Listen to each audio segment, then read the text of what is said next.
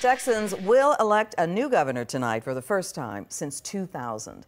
Attorney General Greg Abbott has held a wide lead in the polls and in fundraising for much of the race against his opponent, Democrat State Senator Wendy Davis. Fox 4's Sean Rabb and Brandon Todd are going to be covering tonight's races. Sean is in Austin, where Abbott will await the results. Sean, let's start with you.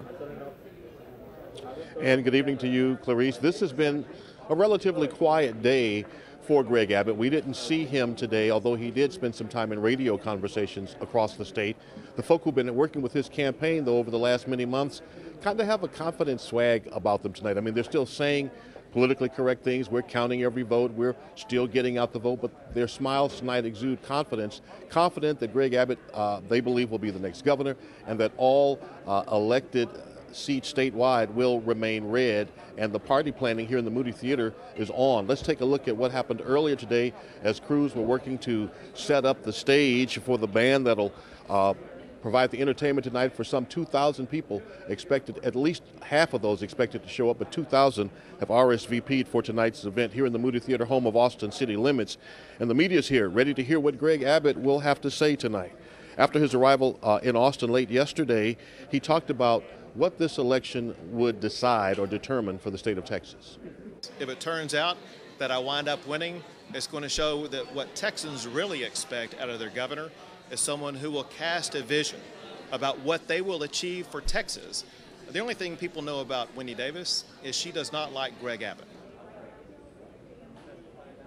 Now, this is what it looks like outside the Moody Theater along 2nd Street. Satellite trucks, live vans for transmission of the events tonight, and the George P. Bush campaign bus has already rolled in. Many of the state officials who are running for office will be here tonight. Dan Patrick, running for lieutenant governor, will be in Houston, but we'll hear from some of the party's big names tonight, the big guns, if you will. Senators Ted Cruz, John Cornyn, and Governor Rick Perry, all expected to speak here tonight to, Clarice, if you will, fire up the loyal before Greg Abbott comes out a little after 10 tonight. All right. Looking forward to seeing a lot of you tonight, Sean. Thanks. Now, right now, we're going to turn to Fox 4's Brandon Todd in Fort Worth. Brandon's going to be with the Davis campaign tonight as she waits for the results. Yeah, Clarice, we were told a few minutes ago from one of Wendy Davis's staff members that it's possible she could speak to her supporters here anytime between 9 and 9:30. Of course, that's all very fluid.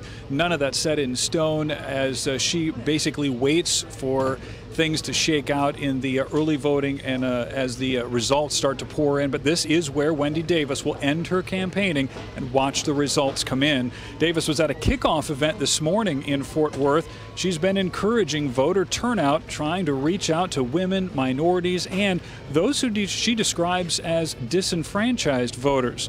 Davis became a political star within the Democratic Party last year after waging a very high-profile 11-hour filibuster on the Senate floor to try and stop a restrictive abortion law. But her campaign has struggled to gain momentum against Abbott, and even though she's trailing, early voter turnout has her very encouraged about the results tonight. And on this last day, I can't help but be a bit emotional about that, because we're all fighting for something that matters so very, very much. Our children, they are depending on us to fight for them so that they can live the dream and the story that I lived in this state.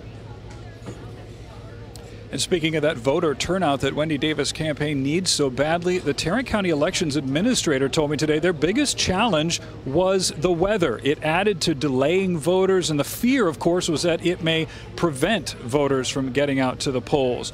We'll see just what impact the weather had as those results start to come in. Davis's campaign press rep told me they all pulled shifts going door to door, encouraging voters to get out to the polls. Wendy Davis went door to door as well in cities like Wichita Falls, El Paso, and San Antonio, trying to get as many of those voters to the polls as she can. Clarice. All right, Brandon, we'll look forward to seeing a lot of you tonight as well. Thanks.